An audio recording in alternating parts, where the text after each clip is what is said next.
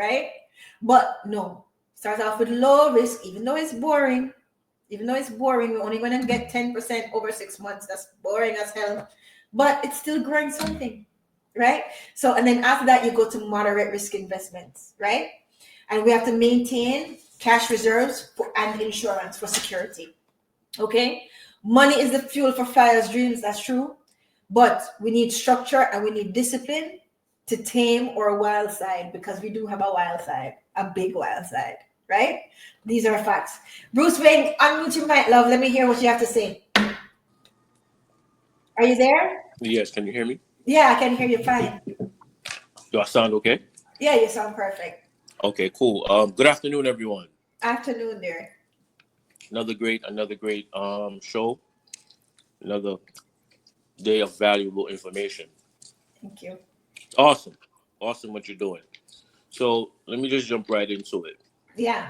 You made a lot of valuable points, and a lot of it will go over many of our heads if we don't truly understand the essence of what you're saying. And for me, every time when I speak, it's from my point of view, my perspective. Yeah. I'm not trying to infringe on anyone's opinion nor beliefs, right? Yeah. But the thing is, at the root of everything is your beliefs. And what people don't really realize is that, okay, baby, beliefs, we don't have beliefs. Beliefs have us. Mm. And if we don't let go of certain beliefs, it will hinder us in our growth and our journey in what we trying to accomplish in life. What do I mean by that? Belief have us. Whatever you believe and it doesn't control and it doesn't serve you, it is only there to control you.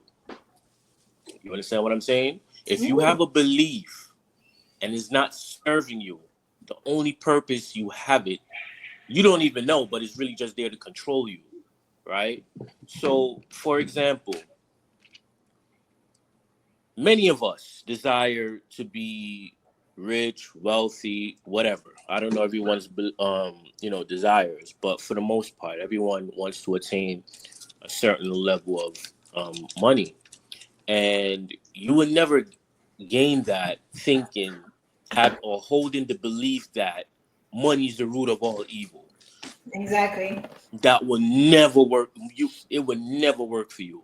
If you truly believe that money is the root of all evil, money will always flee you. It will always run away from you. Money will always get away from you. Yeah. You understand what I'm saying? Because think about it. If you truly believe that something is evil, the way you perceive evil, you don't want to be associated with it. You don't want to be intertwined with it. So at some point, you will separate from it. You understand what I'm saying? Yeah. So again, we don't have beliefs. Beliefs has us. And if you have a belief that's not serving you, it's only there to control you. So if you believe that money is the root of all evil, you will never attain the level of wealth that you truly desire. Yeah. Another thing, there's a certain equilibrium within us that we will always be accustomed to, right? Just think of it like a thermostat. You set your thermostat to a certain temperature. No matter how hot it gets, no matter how cold it gets, the thermostat is there to set you at the temperature you program it to be. That's us. We have a level within us that's set at a certain number. So no matter how much money we attain, no matter how much money we don't have, we will always be set at that certain number, i.e. people who win the lottery. Yeah, and they lose it. They lose it because guess what? They have a certain level of equilibrium within them that they're accustomed to, that they're set themselves to. So no matter how much money they get, for example, someone could set their equilibrium at $1 million. They get into an accident, win the lottery, whatever the case may be, and they get 100 million. No matter what they're gonna lose it. They're gonna eventually lose all that money and be set back at that $1 million that they set themselves to. That's your baseline. The nervous system. The book actually, sorry, I don't mean to cut you, but the book actually talks about that too. That's why I want people to get the book, because it says that when you have those type of beliefs, like what you just said, Bruce, your nervous system cannot hold. Your nervous system panics, just like the savers. If their wealth grows too fast, their nervous system panics and then can't hold it. So they find a way to either lose it or get rid of it. That's subconsciously. Right. That's right. That's right. That's right. So that's why many people aren't able to attain the level of success that they truly desire, for the simple fact that, like you said, it has to do with your nervous system. Is what you set the bar at. How do you raise that? You have to raise your self-worth. You have to raise your self-worth. And it goes back to what I said about the beliefs. For example, we as Black people have a general consensus. It's called a hive mind. We have a collective consciousness that we all believe that, oh, because we're Black, we're going to have to struggle. We're going to have to work twice as hard. You as a woman, Miss Julie, you know, oh, you may have a belief, or you may heard of, oh, as a woman, you have to work twice as hard as men and this, that, and the third. And that may not necessarily be true. Because it's true for someone else doesn't make it true for you. Yeah. People need to realize that what the general consensus is, you shouldn't have to conform to that. Right. And it's not just, I don't want to say only Black people, because there are a lot of poor white people that stay in poverty because of that same thing. Absolutely. So I think it's just it's a matter of, it's a more of socio-economic belief than a race belief, I think. You see what I'm saying? But I do know what you're saying. But what you're saying is right, though. It is. And the thing is that we need to really, truly start to embrace our own individualism, and need to realize that in life, you make the rules. What someone else experience doesn't necessarily have to be your experience. Exactly right. You understand what I'm saying? Right. Oh, for example, right. All men are dogs. Well, no, they're not. If you believe that, then guess what? You it was fit all of them. Bruce, I love that you said that, because you know what? In the book too, and not only in this book, but in all the other businesses that we're going to talk about, they talk about the self-fulfilling prophecy. Mm-hmm. You just perfectly describe the self-fulfilling prophecy, how your beliefs shapes your experience, right? And the fact of the matter is, your mind loves to make you right. So if you believe that all these people are like it, or all men are dogs, you are going to find situations and examples to prove your mind right. Absolutely. 100%. Continue there. I'm listening to you. Yes, because even to piggyback off that point that you just made, there's something in our brain called RAS. It stands for reticular activating system. Basically, your mind is going to filter out everything else, what you're focused on or what you hold on to, what you believe in. It's going to filter out everything else. That's right. And show you what the thing that is their focus on. For example, you have a certain car in mind. There's a red car theory. Yeah. To prove this point.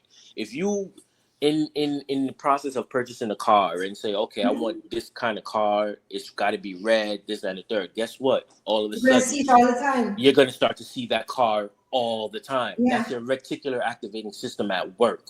I call it the algorithm of the mind. There you go. I actually gave that example a couple sessions ago, but yeah, you're right. There you go. Just like how social media have an algorithm, your mind has an algorithm as well. Whatever it is that you're subscribed to, that's what you're going to see and experience. Because just like what you said, your mind is always there to prove you right. That's right. So the thing is either you want to be right or do you want to be in your right reality? Exactly. Do you want to be right or do you want to be right for your circumstance and right for your reality? You're right. Exactly. So the thing is, we have to start. So the biggest thing is for some people. Go ahead. The thing is, we have to realize with some people is that we need to start to unlearn certain things. That's right. Oh my God. And because it's a lot of the things that we grew up on, yes, some of them is valuable, but many stuff we grew up on and learned is rubbish. Bruce, honestly, listen, we have so much as a community to unlearn, you So see. unlearn. Yes. So much. And I'm saying, like, I'm seeing people's lives improve from them unlearning certain things. And I'm seeing people keep making the same mistakes and meeting the same person and getting in the same problems because of the fact that they refuse to learn the lesson. They don't take the time to actually sit with themselves and actually be honest with themselves. Bruce, and this is the thing. This is something that I actually have to come to through my own personal experiences too. You can't expect people to be honest with you if they're not able to be honest with themselves. So that's something that I look for, key, right? You have to be able to be honest with yourself to actually, I don't expect, and I don't expect loyalty from people who are not honest with themselves, right? So this is what you're talking about, the unlearning and there is so much that keeps us stuck, so much that keeps us financially, emotionally, relationship wise, just because of the fact that we refuse to give ourselves the time to actually say, you know what am I thinking, why am I thinking this, why am I feeling this, what does this mean, where did this come from, does this belief actually help me? I understand that this is how I had to survive as a child because the adults around me, they were not emotionally regulated. But now I'm an adult. Why am I still living here? Why am I still having the same reactions? Do you see what I'm saying? So until people are able to actually sit with themselves and actually lay themselves out on their own couch, they will continue meeting the same people, doing the same things, and wondering why it is that they can't progress. Absolutely. Absolutely. And you're 100% spot on, because it starts with being honest with yourself, and many people cannot do that. I don't know why.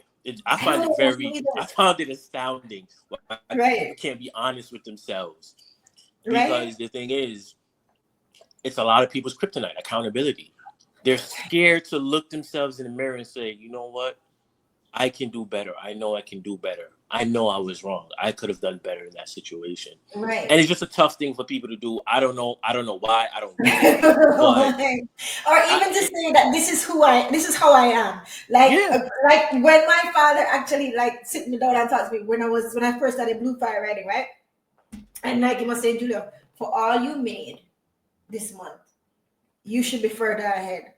And like I'm making excuses, but daddy, I wanted this, and I got this, and I wanted this, and then this happened, and then I'm just, I don't want to hear any of that. I don't want to hear any of that. These are the facts. Let's look at the facts. That's where I get it from. My dad is like, look at the facts, okay? All right, Brandon, let me add him, right? And say, look at the facts. This is what you earned. This is what you should have spent, and this is what you ended up spending. Why? What if you broke your hand tomorrow? You can't type, you can't write. Then what does that mean? You see what I'm saying? So me being able to actually look at myself and laugh now and say, Julia, you know you are a flyer. You know this is how you are. You know you love adventure. You were a mermaid painted. I was swimming in a mermaid tank for over a year. That is adventure with some big animals. And then I said, you know what? I'm not doing that. And my father was like, Julia, can't you do this mermaid gig without animals? Because like it may not be very it's very risky. So he taught me how to think and how to not be overly optimistic with a lot of things. So now knowing myself and knowing that you tend to, when you see a good idea, you tend to jump full in, then I can say, okay, Julia, you need to pull yourself back a little bit. Let's just balance. You see what I'm saying? But a lot of people, they don't have that because they never have that guidance. So they just feel like I'm right all the time. Right all the time. Don't worry, I'll make money. And then COVID happens. And then your business fail. You see what I'm saying? So being able to be honest with yourself, Bruce, and being able to be honest to say that this is how I am. I can't be with another flyer, or at least another flyer who don't know himself. right. I can't be with an avoider because that drives me crazy because I'm never ever late. I'm always on time or early. That would drive me mad unless he knows himself and he's willing to meet me halfway, right? Hmm. So I can't be with somebody who don't introspect and somebody who don't look at themselves. You understand what I'm saying to you? Absolutely, Bruce? absolutely. Yeah. Because it's all about balance. The thing is, you have to pick a partner that balance you out. Where you're weak, they're strong. where you're strong, that person is weak, and you help balance each other out and say, hey, that may be something you may lack in. Let me show you the way how I do it, and maybe it can help you. So you're Yeah. spot on. You're spot on with that. Yeah. Also, the thing is, again, this is a money topic, but you stated it, so that's why I took it there with the Yeah, no whole worries. No, money listen, is if the it's a true principle, Bruce, it can be applied across everything. So talk freely. absolutely. Talk So freely. so so so that's what I'm getting at, is that Yeah. money is truly an energy. You understand what I'm saying? It's just an energy, because really and truly, to be rich and to be poor, it's the same thing. It's just a different rate of vibration. Just like steam and ice. It's the same exact thing. Just a different rate of vibration. So if you're not gonna vibrate on the level of money, you will never attain it. You understand what I'm saying? So guess what? What influences our vibration? Our thoughts, our feelings, our emotions, our beliefs. So until we are able, and our perspectives, our perception, excuse me, until we're able to change those things, we'll forever be stuck in the same position and situation that we're always in. Because even in Jamaica, the environment is rough. If you're not able to use your mind and take yourself out of that environment, I don't necessarily mean physically, but mentally, you're gonna always be stuck in your circle. You're gonna let your circumstances dictate your life, and Exactly. that should never be the case. That's Circumstances right. don't dictate where you are in life. Another point. Um, shit. Sorry. That's okay. I'm gonna make Brando say what he said, and then afterwards